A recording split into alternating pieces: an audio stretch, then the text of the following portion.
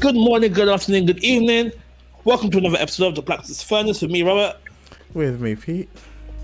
Man like Mo, banging that ramen, yeah?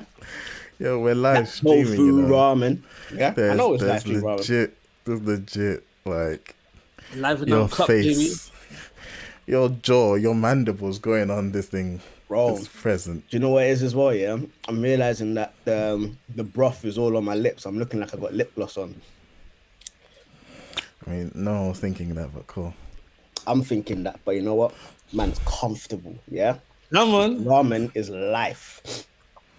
Nah, This is the modern day manner, yeah? Let me get this light back on my face. Heresy. Yeah, you see it? I've got that light on my face and that modern day manner.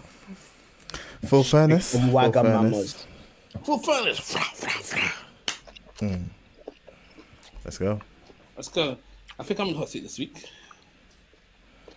I believe you might be. Yeah. I'm about to bust out a theological question, boy. And I'm about to say I don't know. I've got an easier one before Mo goes in. My question to you was practically what have been your top 3 tips, top 2, top 1, however many you've got, that have helped you, 1, stay consistent, and 2, become more effective in your study of the Bible? I think number 1, having a wife that says, babe, we need to study the Bible more together. Stress. That's number 1. Number 2, this book actually. So I got this book called the Infographic Bible whilst I was away at camp.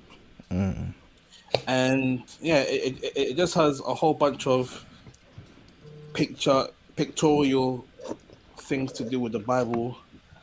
I'm not showing a good illustration, but it's good stuff. And yeah, it just led to some interesting like thought studies about the Bible, and like seeing what I like trying to grapple with thoughts and stuff, and seeing how biblical my thoughts around it are. Okay. So like an example is there's one page that shows all the places like Jesus preached during his ministry, and like the top 1 place was split like 22% between in people's homes and in the synagogue/temple. And so so I was just having a conversation with Andrew about with those 2 being the top 2 and being equal, is that something that Christians should strive to do in our lives when it comes to preaching the word and like giving the word? And yeah, and I just found it interesting that it was a split between home and then the temple being the number 1 places that he did it. Yeah, and just stuff like that. That's cool. And just having random thoughts about random stuff. You know me, I think the craziest things. Like this week, I think I was thinking, like, could Jesus win like an MMA match without training? And if he could, then is he really like fully human if he can do things that humans couldn't do without training? It's like having a cheat code. It's like having the Game Shark. I mean, You know if I'm to throw in just a quick answer, I don't think you could win a MMA bout without training, because he was perfected in his suffering. So somehow the perfect God still required in his human form, because he submitted to being human and because he was fully human, still required growing up, still required perfection in that suffering of, the growing pains, as it were. And so I think, as with all things, I think he would have clearly had an aptitude for it. When he was in the temple, it says he was asking questions and they marveled at his insight. Not necessarily that they didn't marvel at, oh, he came through just teaching us stuff. it seems to allude, or it seems to infer, or you can infer from it that he was, as a young, I think it was 12 years old at the time, he was a 12-year-old with godly insight, if that makes sense. There was that limitation of his infanthood there. And so I think that would still apply. He, being God, was all of a sudden no longer omniscient. There were things he said he didn't know. He was no longer omnipresent. He had to be in one location at any given point in time, while during his ministry at the very least. He was no longer omnipotent, because he submitted himself unto, all, including death. And so I think he did limit himself in a way that a human being would be limited.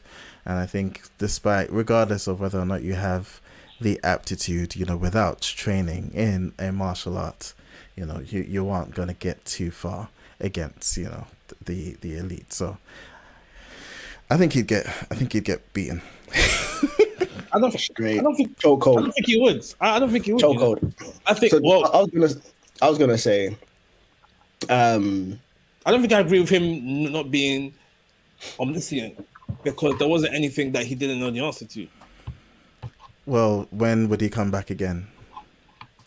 He knew. He just wasn't saying. No, he said he didn't know. Only the Father. Okay, so what I mean by him still being omniscient, he knew who was going to be betrayed. He knew who was going to be by. Omniscient means knowing all things. If there's one thing you don't know, you're no longer omniscient. Okay, we're talking technicalities now. No, we're not talking technicalities. We're talking the definition of the word. He was still psychic, basically. Relax. No. I mean, like, he knew their hearts. Exactly. He knew what things were saying in his mind. But then he also said he wouldn't say anything that God didn't, so God had revealed to him. In the same way, there are prophets that know, word of knowledge. That doesn't mean they are psychic. That doesn't mean they, know all things. Yeah, no, but they don't know like Jesus knows, though.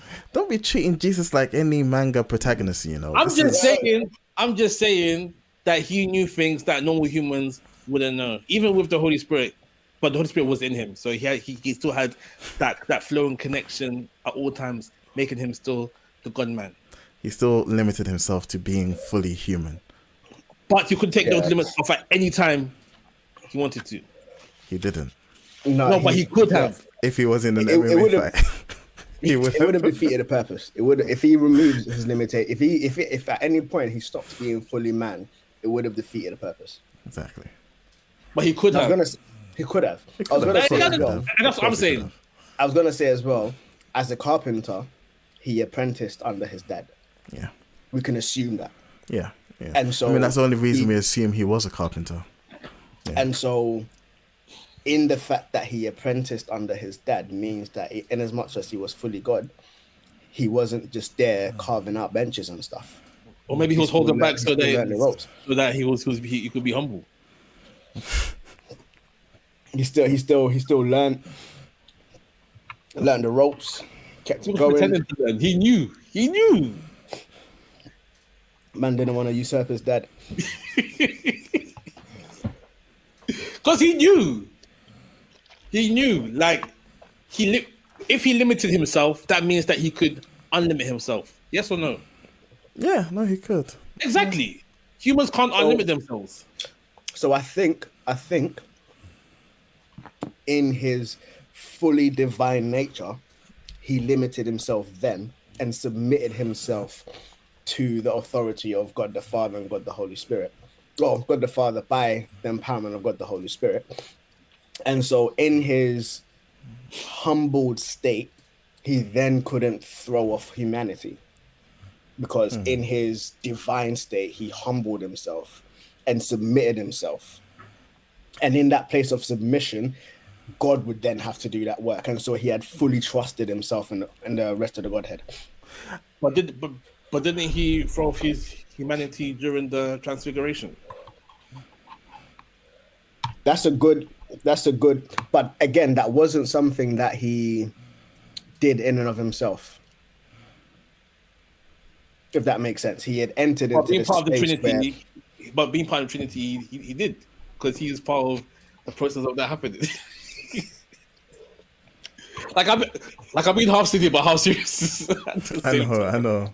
That's why I'm actually considering it. Yeah. Yeah, I see Peter proper considering it because I see it as he was still hypostatic union. He was still fully human, and I could be wrong. I mean, it's a divine mystery how it works. Yeah. Oh, no, he was but- glorified in that moment. Yeah. Yeah, but it's also the base part of the basis of Christianity that he was fully Well, it's when he actually came out. it actually ends up being a much more important point in him sort of, as it were, qualifying as our kingsman redeemer, that he be fully human. Yeah. That's why it suffices. Otherwise, it wouldn't. So yeah. Anyway, All right. yeah, I'm happy with that's interesting, and that infographic Bible, I'm planning on buying at my next paycheck. But yeah, Go Bless for it. me, bro. Bless me. that'll be the paycheck in the future. So October, yeah. You know. Future, I said future. So my question for you, riffing off of Bible study this Tuesday, if someone was to ask you, why do you place so much faith in the Bible, in knowing God? So whether a new believer, now let's say a new believer who's come to faith and he's questioning, because obviously he's heard the Bible contains so much contradictions, blah, blah, blah. There's been agendas behind the Bibles and stuff. And the person's like, how do you know that you can trust this Bible? Not necessarily this translation or that translation, but the Bible in general. How would you respond to that?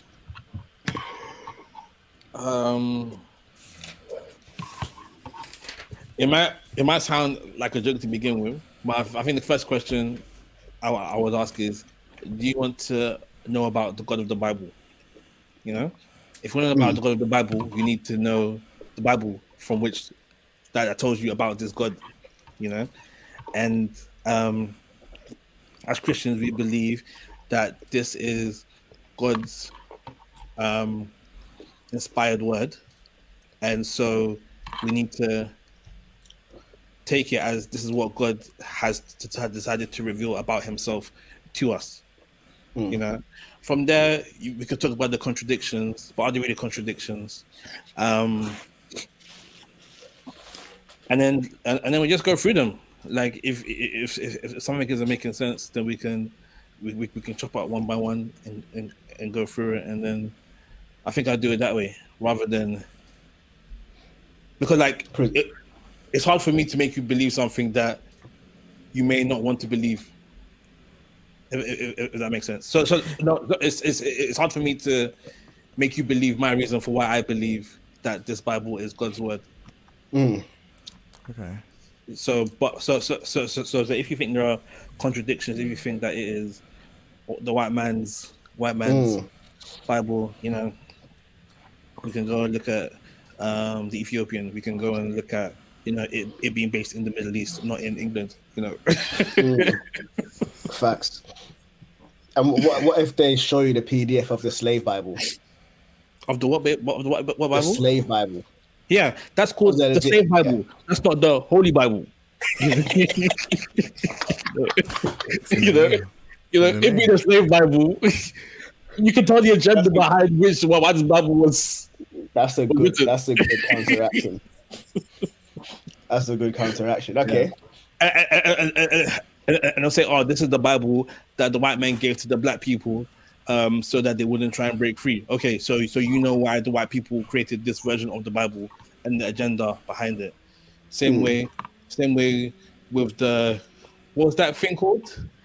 What's the LGBT Bible called? Oh, is it a Sparkle Bible or something? Queen James. You know the agenda behind that, and even if you look and there are different versions of the Bible. So there was the Bible that highlighted all the instances of justice being mentioned in the Bible or something like that. You can tell that they have an emphasis on wanting to portray justice within the Bible, But if it's just the Holy Bible, then I just believe that it's God's word. Some translations are better than others. The Message I'll throw out. NIV, I'm like, Okay. yeah. Yeah, Nat just asked a question. They have a Bible? Yeah. It's Queen James. It's Queen James. Queen Bible, James, slay Queen. It's Queen James, and they've also got a creed, the Sparkle Creed. Sparkle Creed, yes. The Sparkle Creed. People are going to be reading the Bible into hell. Bro. Doctrine leading. So I take it as your response would be more lenient towards faith than an argument. And I'll say, like, and let's troubleshoot together. Okay. Peter. No, it's fair. It's fair. I think I maybe I misunderstood the question, but I think it was more what gives you confidence that this is the word of God. Yeah, and I think for him, his answer is, I have faith in this. Yeah. Why? As opposed to it's faith. Okay. So like, I think for me, it's easy to just start at that point. Or believing this is God's word. So, okay, if I believe this is God's word, what am I doing with it? Okay. You know, and take it from there. I know that doesn't work for everyone, but I think just the way my mind works, I'm like, okay, instead of trying to prove that this thing is real, let me believe it's true and then go from there and allow it to authenticate itself through me, and I'll see the results of God working through me in my life and authenticate it that way. Yeah. So it's almost like an approach of like taste and see that the Lord is good. Yeah. So rather than trying to rationalize it, actually like taste of the word, taste of what he's saying, taste of who he is as he's communicated it. Yeah. Because the thing with like rationalizing is you can rationalize anything any way you want it. Yeah. Facts. Sure. Facts. Sure. Yeah. Cool. I'm happy with that. I'm happy with that. Should we get into today's topic? Yes, sir. Oh, where's it gone? The topic is gone. It's gone. There was a celebrity I wanted to talk about. I can't remember which one it was. In the news recently? You were in the news recently. It wasn't Lizzo. I'm tired of that one. Nat just says, because the word is foolishness to those who are perishing. Yeah. Exactly. Yeah. I just had it. Who else was in the news recently? It wasn't Neo. Neo was funny in the news. Oh, Neo, yeah. Was he in the news? Neo was in the news. So Neo made some comments about trans and kids and stuff. He didn't even say anything wild. He didn't didn't. Bro, I am still gassed over the Skepta track that was dropped in the group. The transvestites. Yes. Yeah. Dropped in which group? The Good Men. Did I see this? Yeah. I don't think you did actually, because you didn't comment. I remember like listening to that track when it first came out on the album.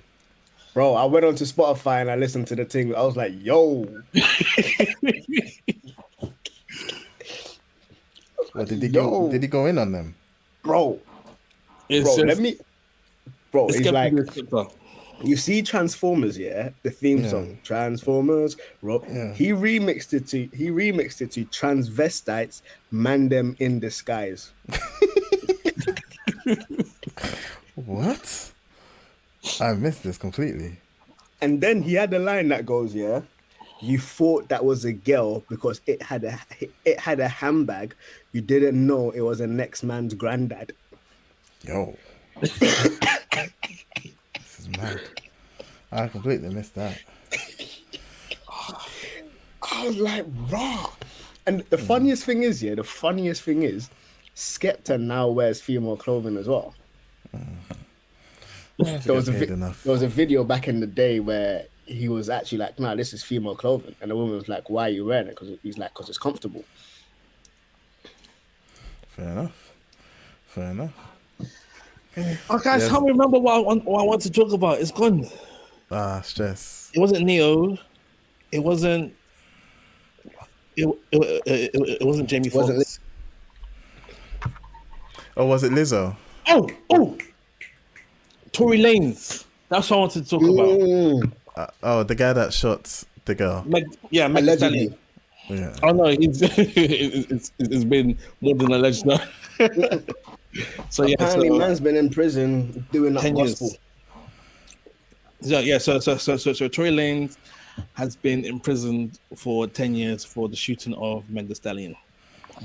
He shot her in the foot, and yeah, it wasn't even her that pressed charges. It was the people against Tory Lanez, and I think he got 3 years for carrying a weapon, 3 years for some discharge, and 3 years for right.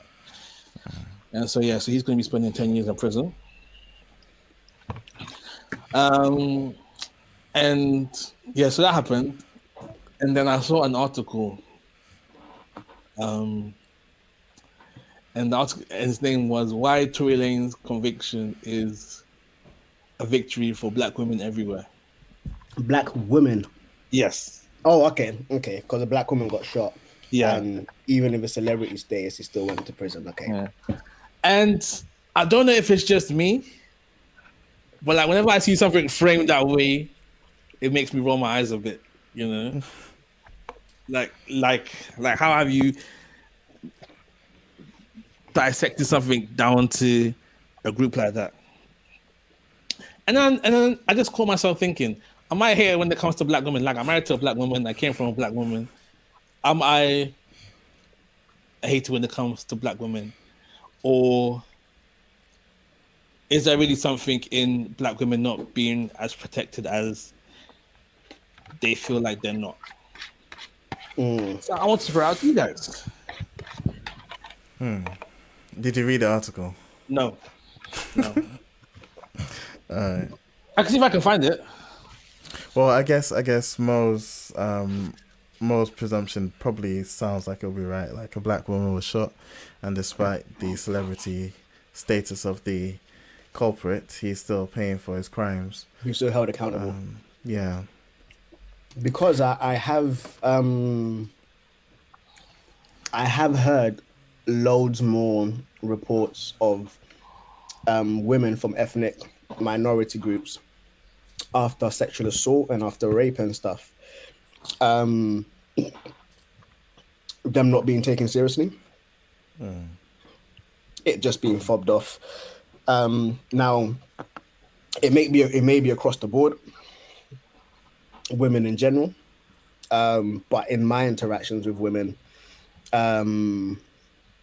there's been a lot more skepticism around black women and women in ethnic groups who have reported stuff and have just been brushed off. And it's less, I think it's typically less likely that women from ethnic minorities would report assault and report different things like that. And when they do report it, there's a less likelihood of them being believed. And so it's just like, not all of them are reporting it.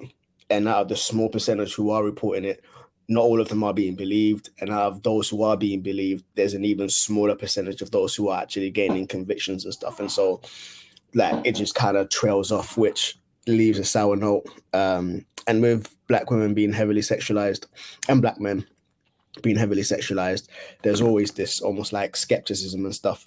But that's historically.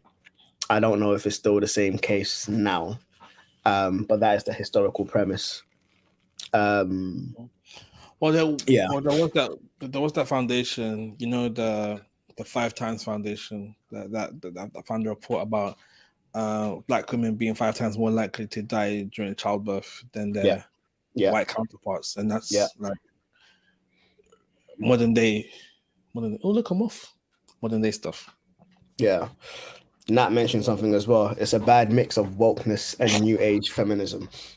Oh, I do believe that the feminism movement has been hijacked to a degree. and a lot of things have kind of been tacked onto it. So there's an analogy where one guy said that at every march, there will be someone who is marching for something just adjacent to what the main march is about. So the main march may be like Black Lives Matter, and then the person may be, yeah, and legalize weed. Like, there's something just adjacent that is like, yeah, like if you want to march for that, that's cool. You man do your thing, but don't do it with our thing. Like, you've mixed it. And there's almost like this amalgamation of different things. Because even the feminism movement, there was a split between ethnic minorities and white people, because they were like, what white people are screaming about still oppresses ethnic women. Like, it's not all encompassing with what ethnic minorities are facing. And so there's almost this, Have you heard the theory that the reason feminism was invented was to detract from the black equality movement that's happening at the time? That's mad. I haven't heard of it, but I wouldn't be surprised. Even so feminism was a ruse all along. This was a ruse. There's apparently back in the day, women weren't like women smoking wasn't a thing. It was only men who smoked. And during a march, one guy who was in charge of marketing for cigarettes had actually paid a couple of women and photographers that when the march got to a certain place, the women would like stand up, lift up their skirts, and then take a cigarette and like light it and smoke it as this banner of freedom. And the photographers would take a picture of them alongside the march as this thing, and then almost be used as this propaganda for smoking. And the headlines read, these women are big torches of freedom. Now we've got a whole generation of women who are essentially killing themselves with cigarettes because of this propaganda that kind of spread. So women now store it as to have the freedom to kill yourself. Kill yourself, yes. Yeah. Yes. Same to thing determine with how you die. Yes. Same thing with abortion. Should be my right to kill this child. When I heard the transgender woman who was a dude, who's now a woman, saying she wants to be the first transgender woman to have a successful womb transplant and then have an abortion, I was like, bro, what the hell is this? So your claim to fame is getting a womb from somebody else just to kill a life. Only human beings. This speaks to our depravity. But only human beings can go to that extent of technological advancement, of education, improvement, of whatever, to go to such great lengths just to kill ourselves. Bro. It's kind of ridiculous. Just to make a point. Ridiculous. And it isn't even a good point. It's not even a good point. Yeah, but going back to the black women, as men married to black women and as fathers to black daughters, do you feel like they aren't protected, or in your experience, do you feel like your wives and daughters aren't as safe as their white and male counterparts? I would say yes. I would say they unfortunately have to be a lot more aware of themselves and their surroundings when they're moving about. So I would say, yeah. Unfortunately, they're having to be a lot more self-aware and self-conscious in different spaces, blah blah blah. Yeah, I would say so. So there's always this notion of me needing to ensure that my children specifically can like hold their own. So thinking about just practical stuff like Leia needs to get into martial arts, not just from a recreational point of view. And oh, it'll be fun. Nah, like I need you to be able to hold your own. So yeah.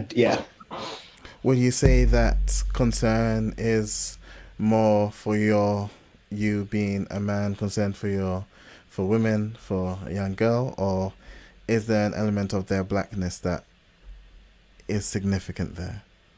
I think there is an element of their blackness, of their skin being significant. I can't help but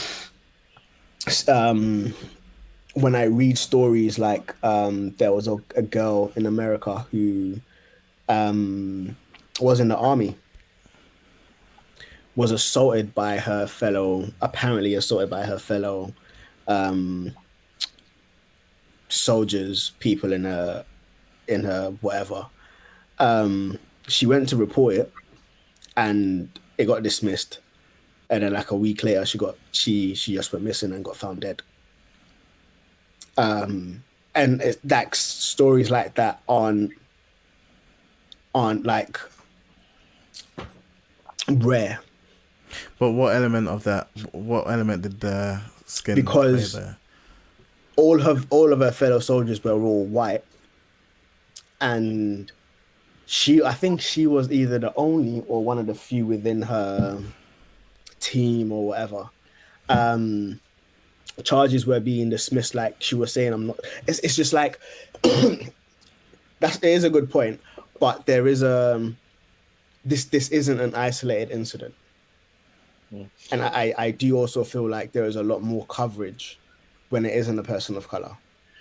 Is there a way to differentiate when the action is being done towards someone because they are a black woman versus being just because they're a woman, being a woman in general? Yeah, and that would be a good if there is. I don't know if nothing comes to mind as a clear distinction between okay, this is purely like racially motivated.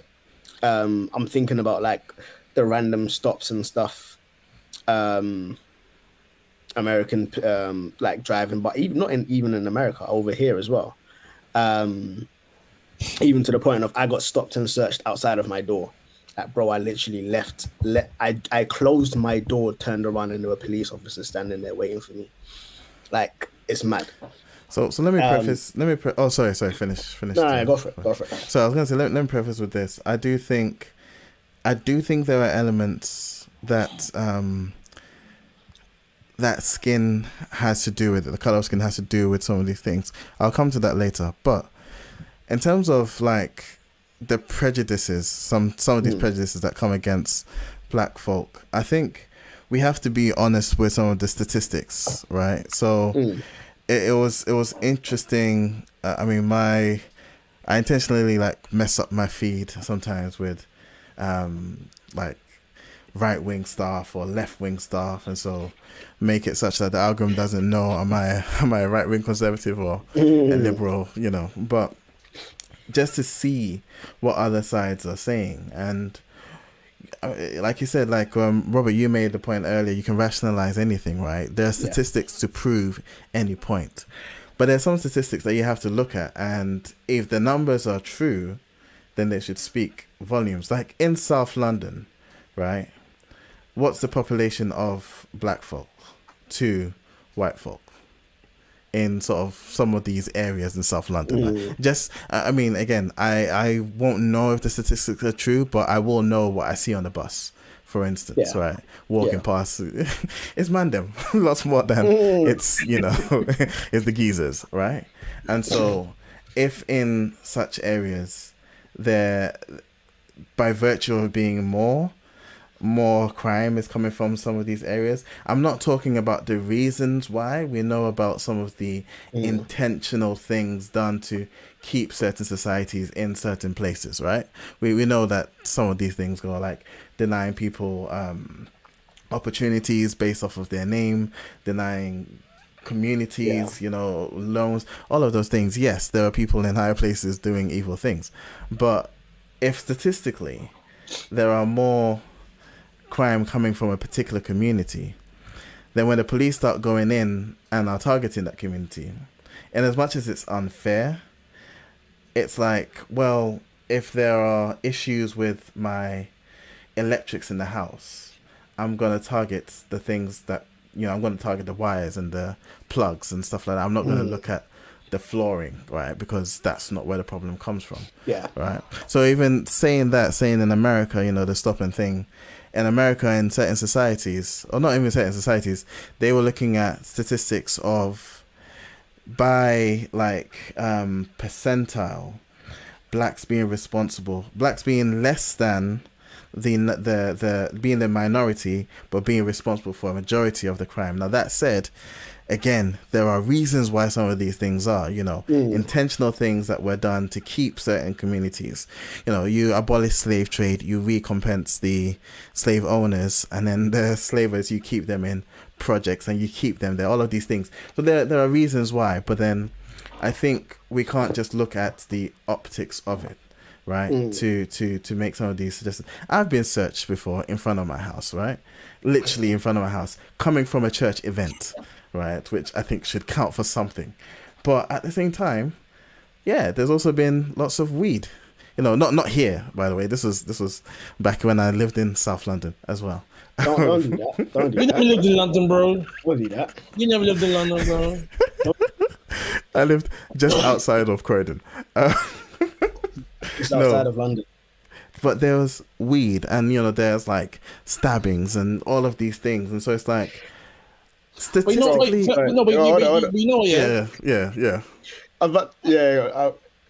I'm just gonna say, I do not believe for a second that black people smoke more weed than white people do. That is not true. I mean, I can only go by what I've seen. No. I don't see a lot of. You see the stereotypes. You see weed, but then you go to all these raves where these guys are sniffing. Of course, yeah. Horse tranquilizer. Of course. Something that is used to put down a horse, they'll be injecting. I'm not going to these waves though. So again, but what I'm saying is like stuff like weed is demonized because it's associated with the black community, but then stuff like the cocaine and the quote unquote like party drugs, like the MDMAs, the heroin, those ones which are seen more as like white drugs, they don't get as bad a rep as stuff like weed. Are they seen more as white drugs, or are the people that indulge in that particular sin? Well, no, the people that indulge in that end up being people that, I don't know, have access to more money to get it. Whereas and to buy good lawyers. Even laughing gas, even those like laughing gas balloons, that's seen as like but you know far too much about this. Like, what's going on? I've lived life. The point I was going to say though. Quickly, I was going to say. Yeah. There was one time we went on a retreat to the countryside, and the air was different. The air just felt clean. And obviously, motorway coming back to ends. We get to Croydon. I wind down the window. I was like, weed. Yeah, we're back on ends. No, facts though. Facts. We get that going in and coming out. Anyway, but the point I was going to say was, on the one hand, like, and again, I can speak to sort of what I see in the African culture, and this is not even in London, this is back home, right?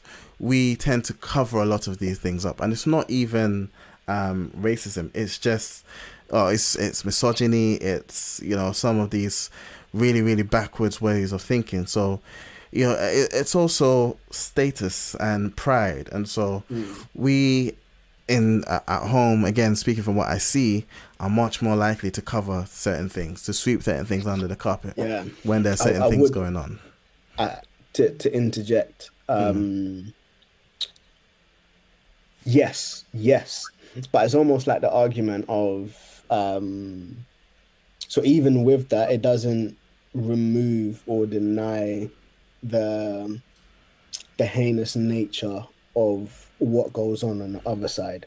So I think there was a similar argument with slavery where it was like, oh, but there were black slave catchers, and it's almost um like in terms of like trying to dilute or derail the conversation as to the black slave catchers were essentially employed by the white slave owners, and they were doing trades and stuff. Now they didn't know the level of slavery that these people were suffering when they came over the seas.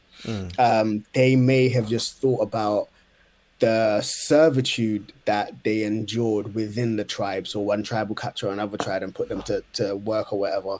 And it kind of just saw that, but they didn't realize what was actually going on in the colonies and in America and even in the UK. And so these people were perpetuating evils, yes, arguably in ignorance as to the full scale of what they're participating in. And so even, yes, in more traditional African cultures, bro, like child brides, sexual assaults and stuff happening within families, blah blah blah, and then almost being beaten if you try to share it and stuff like that. And so there are things that happen within the tribe and within the cultures, but also in terms of when we look within this context, it's operating within this democracy and stuff within the UK is operating slightly differently to the way it's operating there, where there's understandably a wider justice system, specifically targeted towards that, and that is still failing. So here's the point I was trying to make. So on the one hand, I don't think it dilutes or derails the conversation, especially going back to the slavery thing. I think it provides greater context. So you were talking about the slave catchers in Africa and making a presumption they don't know the consequences of what, they're catching slaves and stuff was going to do. I'd push back on that because, like, if you go to Elmina Castle and some of the castles where they sent them from, like, it wasn't hidden.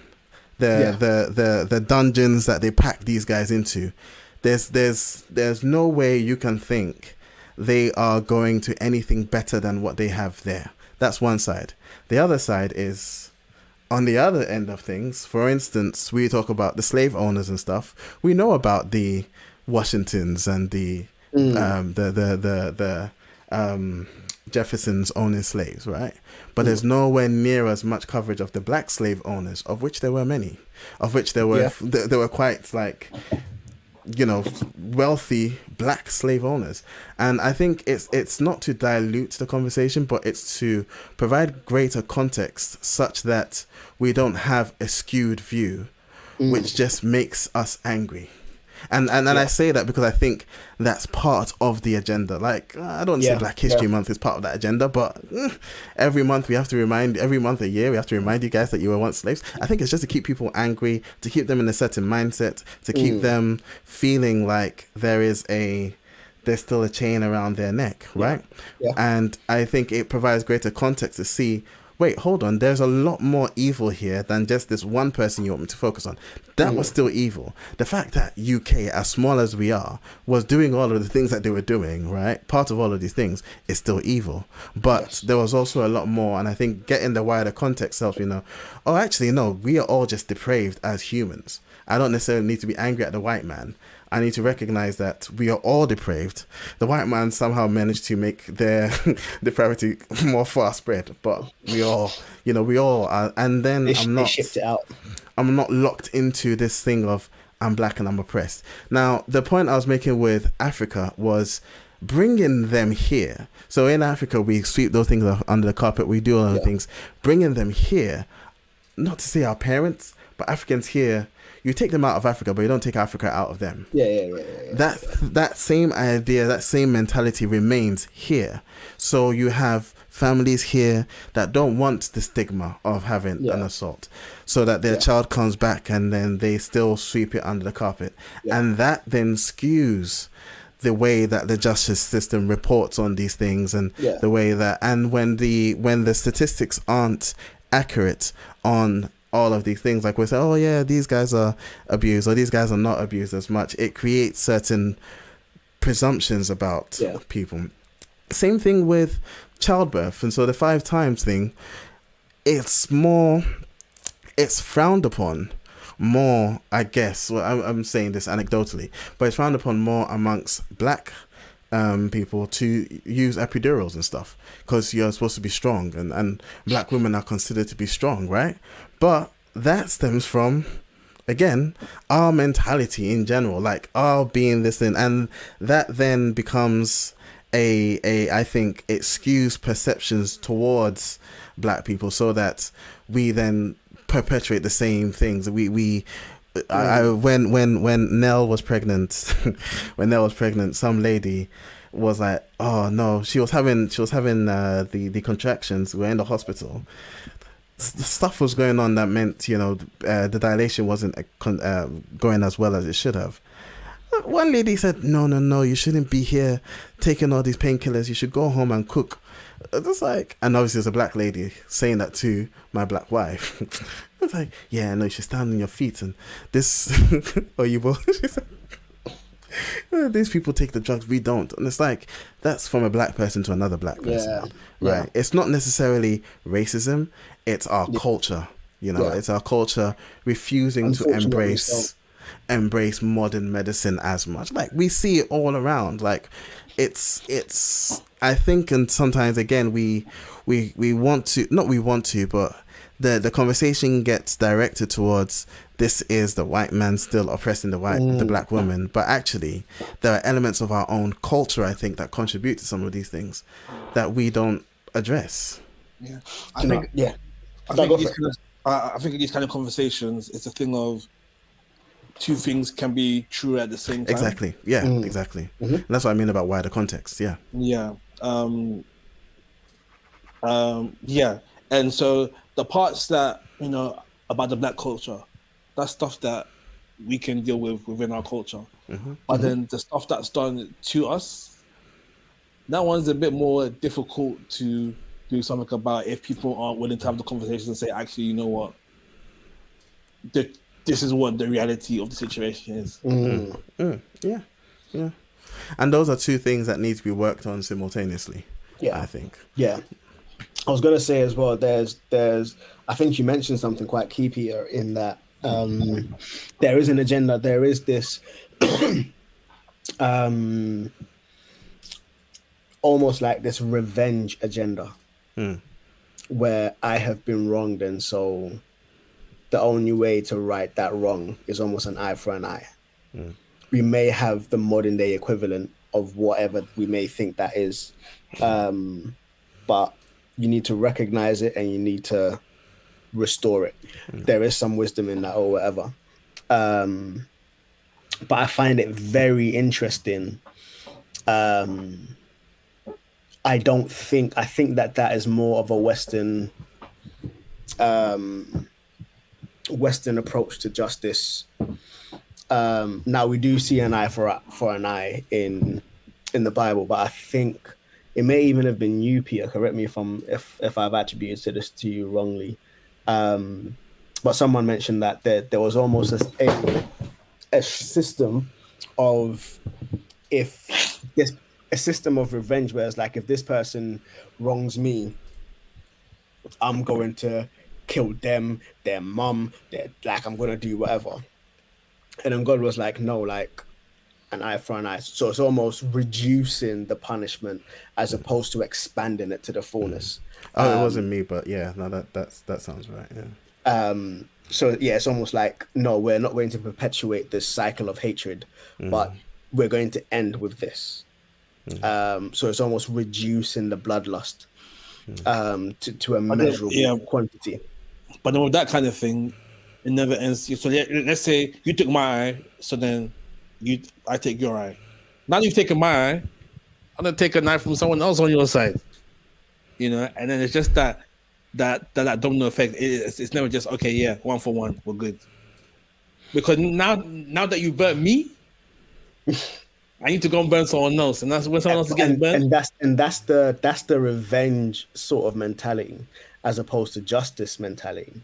And the reason I brought that up is almost in the Old Testament when I think it was Judah got ransacked and Naaman took the girl and had like a slave girl, and he was leprous.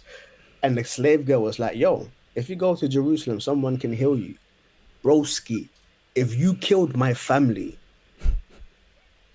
and you're leprous and I know where you can get healed, why am I telling you? Why am I telling you? But there wasn't this sense of revenge. There wasn't this sense of I'm gonna let this person die and like an agonizing death because of whatever. It's like, no, my God can heal you. There are prophets. There's someone in Israel who can heal you. And even God is like, if you go somewhere and you kill all the men and you keep the virgin women for yourselves, if there's one in them who you like and you want to take them as your wife, do your thing. Bro, you've just slaughtered my whole, and you're gonna take me for your wife. Are you mad? Like, the mentality seems different. The mentality was definitely different. Yeah. The mentality seems different. And even when we look at forced servitude, the tribal sense of forced servitude. Now, I don't know, them man could be getting beaten, like treating like trash. Again, within the Bible, it could have been the same thing. But there's almost this sense of recognizing your lot, but not holding this person in malice, bizarrely. And it seems totally counter to this sense of aggression and revenge that is populating the Western mindset currently, where it's like, yo, like if you mention someone's pronouns wrong, it's long for you. Yeah. It's long for you. And there's just this aggression that is coming in your direction. But again, with all the faults that people may find biblically within this war and conquest sequence, there was something about it that there wasn't this sense of, bro, like if they were going to go fight, they'll give you notice. Yo, draw up battle lines. Like, let's do this thing. But man, them are giving notice for a war. Are you mad? What? Right now, yeah, them men are gonna send one spy to spike your drink and keep it moving. And so it just seems like the revenge, this agenda, this anger-ridden agenda, has seeped into the culture. I don't know. I don't know if I agree with there not being a revenge culture in biblical times. I think maybe it just looks different from probably from what it does. Yeah, because the Bible says there's nothing new under the sun. That's true. And I feel like, yeah, in different times people are doing different kind of madnesses. Right now we're fighting about pronouns. Back then they were doing child sacrifice. To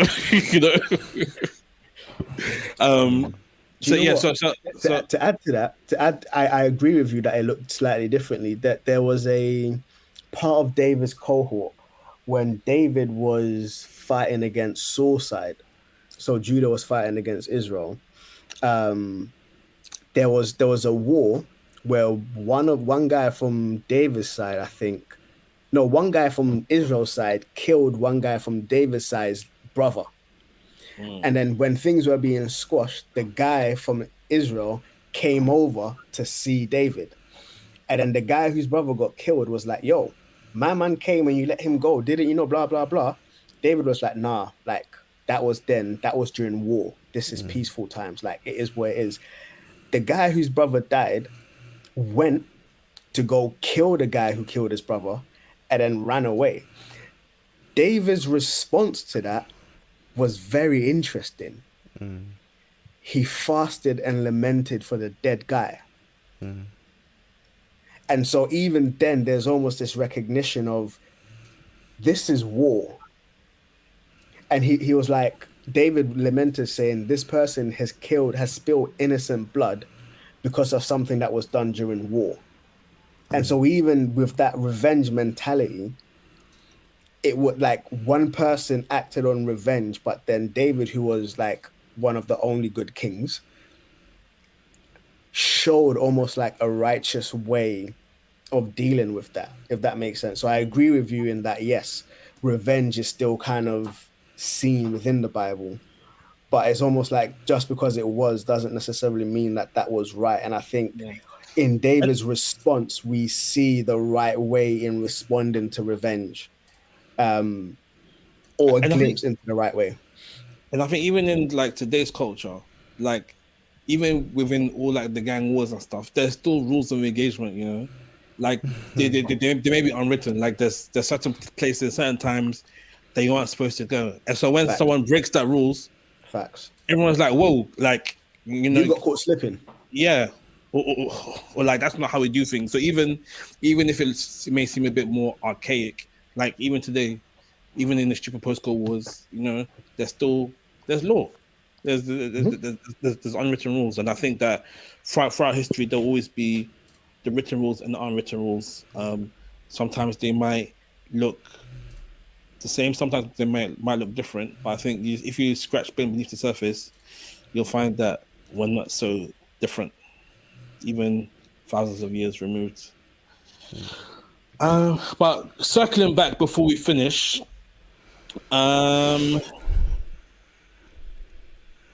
is there anything that you feel that you as a person can do to protect Black women more?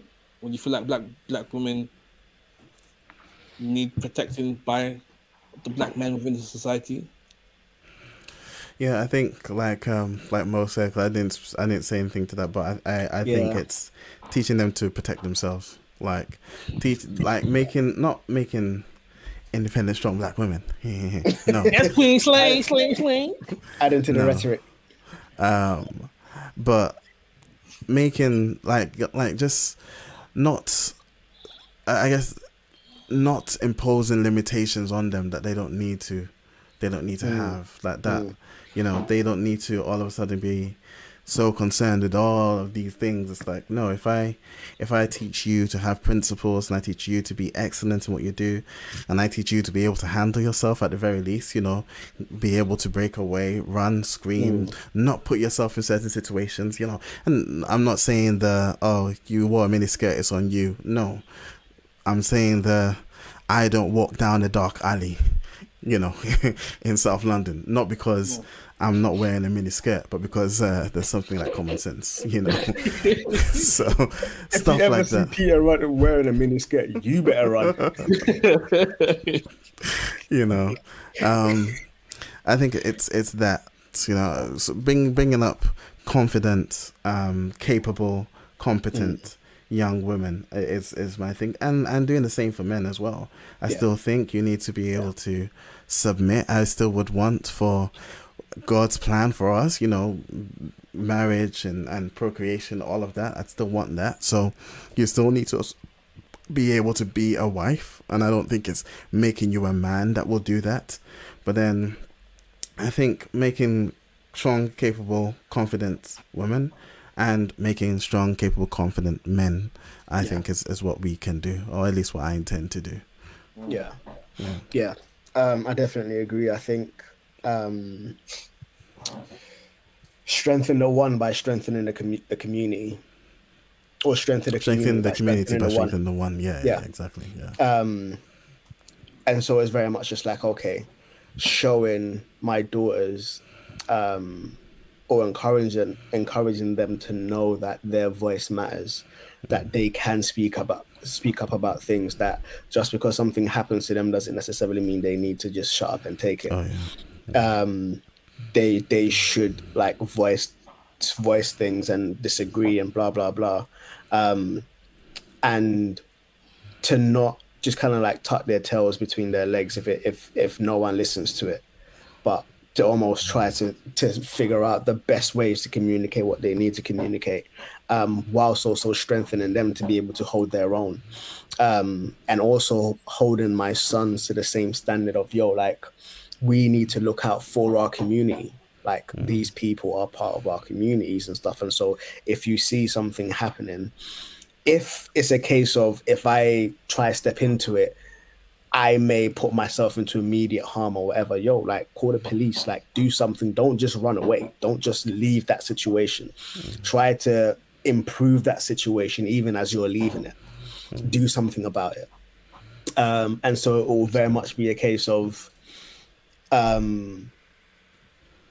teaching them how to know their value, know their worth, and to defend that for themselves. And then, as an extension, how do we do that for others? Because not everybody else is going to have these infrastructures and things in place. So how do we defend and protect ourselves and our value, and how do we help other people do that?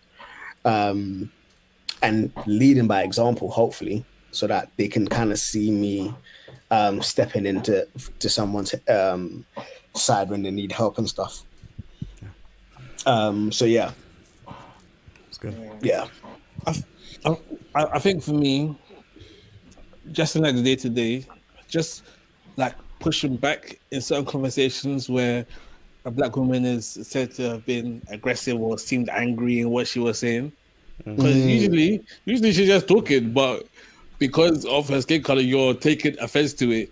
These times, there's one white woman talking the wickedest, and you're like, oh, that's just Jared. Sally. That's just Sally. Yeah, and She's had a bit of a lager, so yeah, she's a bit lippy. Yeah, and I think just like challenging a little bit, saying like, are you sure what's she really shouting, or like was she really being aggressive, or was she just just talking, because there's this stigma of like the angry black woman, and so I've definitely seen black women shrinking themselves and trying to be quiet so that they don't scare their white counterparts. Which is such a shame.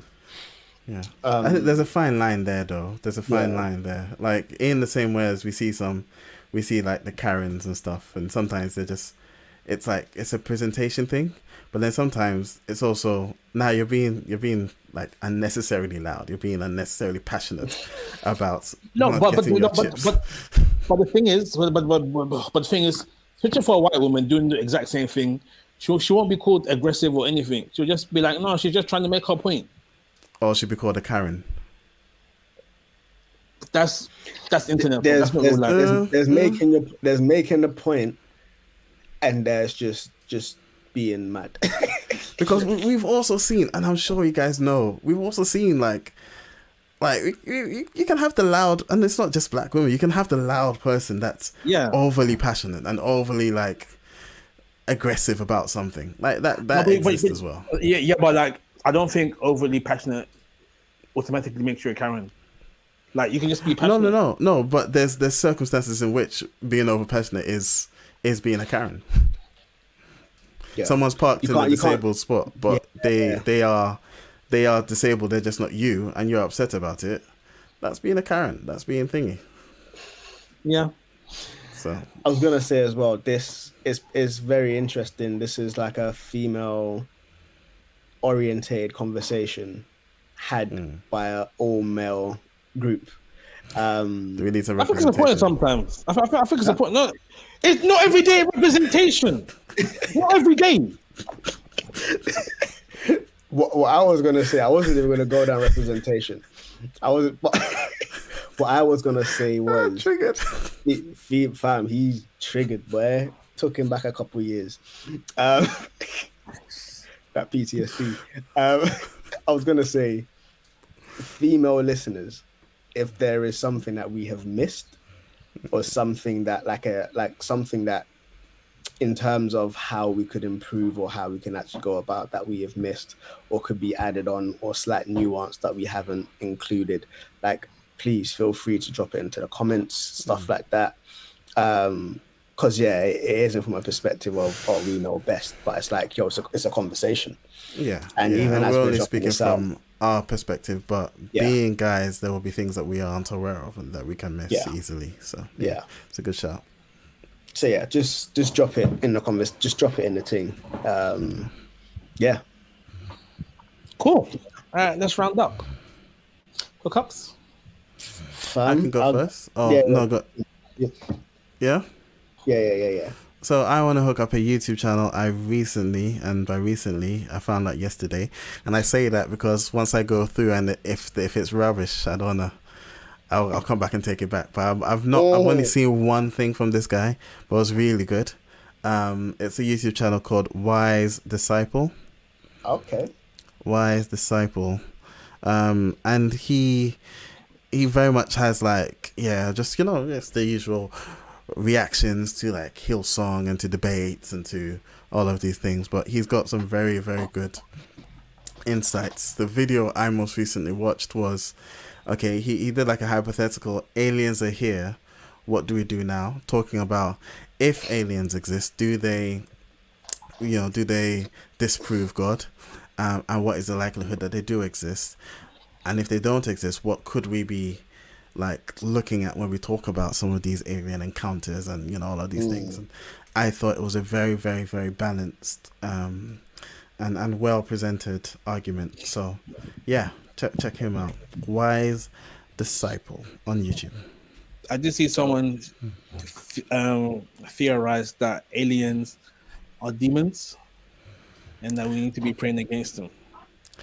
I think if anything, that's more likely, and he makes this point, it's like it's more likely that these things would be demonic than that they'd actually be extraterrestrial. But he then goes on to say, even if they are, does that disprove God? And long and short, he says they don't, and I think so as well, because there are other beings, like there are the cherubim and stuff, and yes, they're in the spiritual realm, but there seems to be so it's just but yeah. My thing. Said a lot, say nothing. You said a lot of years. Yeah. My thing is an anime.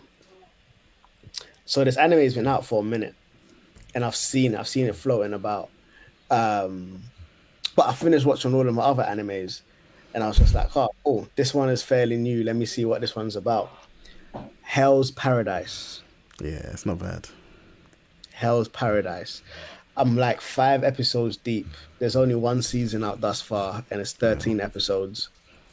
I think the second season is gonna drop soon. Yeah. But Hell's Paradise on Crunchyroll. I don't know if the manga is done, but the manga is. I've heard good things about it. Do you know what? I love when I hear the manga is done, because there's an end in sight. An end in sight. Yeah. There's an end in sight. Yeah. It's not One Piece. There's an end in sight. But yeah, the premise is sick without ruining the storyline. There's one person who is an assassin devoid of emotion, and there's another person who is an assassin gripped by their emotion. And it's almost like this journey that they're journeying together, and both of them are having to learn how to almost come to the middle. So one person is coming from this void, emotionless place of this assassin, and this person is coming from like fully gripped by her emotions with every person she kills, and how do they kind of come into the middle? So yeah, that journey is just like, okay, let's see how this kind of pans out. Yeah, it's quite cool. It's quite cool. Yeah. My hookup is a Netflix series, Alice in Borderlands. Okay. K-drama. No, Japanese manga adaptation. Oh. Yeah, it's about these guys that get dropped into a dystopia, like empty version of Tokyo, and they need to play games to survive. You need to win the games to survive, and the games have different themes based on there's games they're based on like a deck of cards, and then so each suit is like a different type of game. So like I think clubs is physical, diamond is mental, heart is all of that kind of stuff. And then the higher the number, the more difficult it is, and like you have to try and get all the cards to be able to get out of the game land, but it's proven difficult. Will our hero survive? Find out next time with Dragon Ball Z. Cool. But yeah. Oh, actually, quickly, Moses. Yeah. a yes or no question. Yeah. Mhm. You don't have to elaborate in any way. Okay. Do you have a favorite child? No. Okay, so Moses has chosen to lie. That's easy. That's yeah. I don't.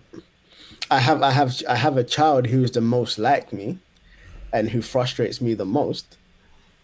But I know that I have the most to learn personally from that child. And Sounds so like I a favorite almost to me.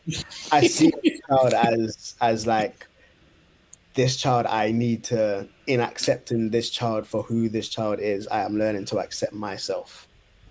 There's that dynamic. So every child, I feel like every child presents a learning curve for me, a unique learning curve with their personalities, and I appreciate all of the learning curves. Boy, I'm just saying right there, you're talking about one child in particular that sounds like a favorite. The most challenge. I spoke about the most challenging child. Yeah. And you like challenges, which means you like that child the most. Bam. There you go. I mean, you could flip it like that. That's not the way I'd put it. Jeez. Anyway, shout out for the intro outro music. Calvin Turn Audrey amazing logo. You can find us on X at the Furnace UK. Find us on Instagram at TBF Furnace. I took a second. I totally forgot. Yeah, I did. Yeah, I just like to. You can find us on Instagram at TBS Furnace. You can email us at tbsfurnace@gmail.com. You can find us at soundcloud.com/Black Furnace no apostrophe. On all good podcast websites and apps, the Black Furnace no apostrophe. And that's it. And we're on YouTube. Come on. And to fit that in somewhere. Shout out Nat for listening live and that. Yeah. Always appreciate that, bro. Shout out. But yeah, this is the Blacksmith's Furnace signing out.